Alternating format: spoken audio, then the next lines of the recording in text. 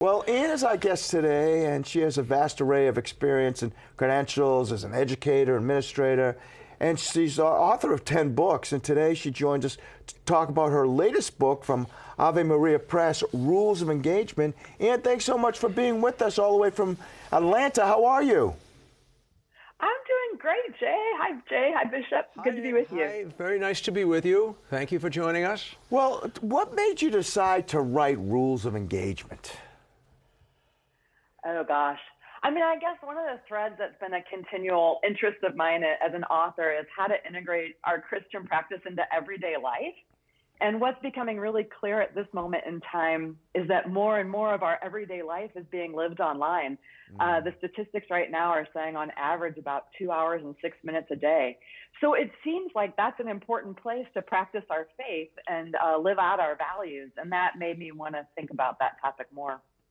You know, you'd never know it sometimes that it's a place to live out our Christian values.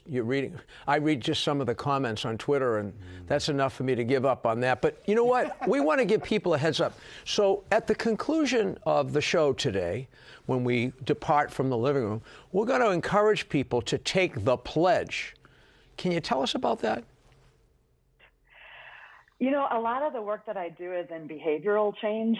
And so I know that one of the things that helps us to really make a behavioral change is if we make something public. So if I take a stand for something in front of other people, it's more likely that I myself will live out my commitment to that.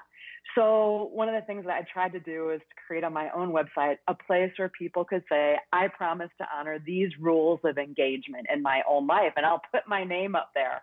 And so it's a way of publicly stating that I agree to these rules of engagement. And when I'm talking about these rules of engagement, it's not that I'm saying necessarily I'm going to do explicit Christian evangelization online. I'm thinking of it more in terms of that line attributed to St. Francis, preach the gospel at all times and when necessary use words. So more the sense of just I commit to living out my Christian values of I commit myself to truth. I commit myself to human dignity. I commit myself to Christian charity. And just that I promise that I will live these out online in the way that I interact with others. What's interesting to me online, I have 3 kids, one out of college, one in college, and one in high school. And I see kids all the time. They are always, always on, always online. And while we talk about all the bad things they can find online, as we listen to you now, Ann, we have to find ways to bring them good things online, right? That's true. And I think oftentimes, I think social media, we could get into the sense of just like, oh, this is all bad. I know when I was growing up, it was a sense like television is all bad. I imagine at some point in time in the Middle Ages, it was like print is all bad. So these are all just different medium that we are using to communicate with each other. It's just a question of each different medium we're going to have to figure out how to use it righteously. And right now, I think we're really struggling with that. But there are ways that we definitely can be using social media to communicate with each other and connect with each other in really positive ways too. I had forgotten about that, how everything on TV was bad at one time. You know, that's a really good point. Thank you for reminding us of that. And I have to ask you, do you think that that people who are Christian, who are baptized into Christ Jesus, have a very specific role to play in what I remember Pope Emeritus Benedict calling the digital continent? And, you know, I think this is something remarkable. Our popes have actually been very optimistic, if you will, both Benedict and Francis, about the potential for social media. And I love Benedict's phrase of thinking about social media as being like a digital continent that we should enter into with courage, not be afraid of it, and knowing that we're probably a minority in that space. I mean, Christians are probably top, like 25% of social media users in the world, but could we be like leaven in that space and have a disproportionate impact by the tone that we set in our communications with each other? I think it's a brave and a courageous place for us to enter into. For people who read the book, Ann, what do you want them to walk away with? That's great.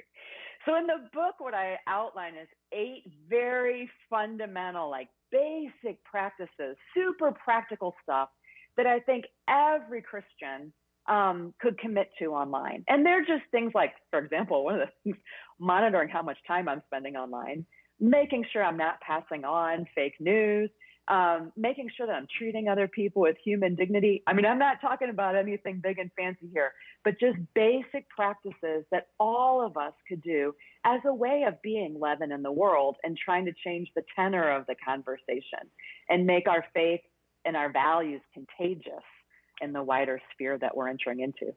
Well, and it's an important book, especially at this time. Where can people get a copy and learn more about your work? Fantastic. Ave Maria Press is my publisher. On my website, AnnGarrido.com, I list a couple of different places, including some independent bookstores where you can get it. Amazon carries it both in the U.S. and Canada. So lots of possibilities.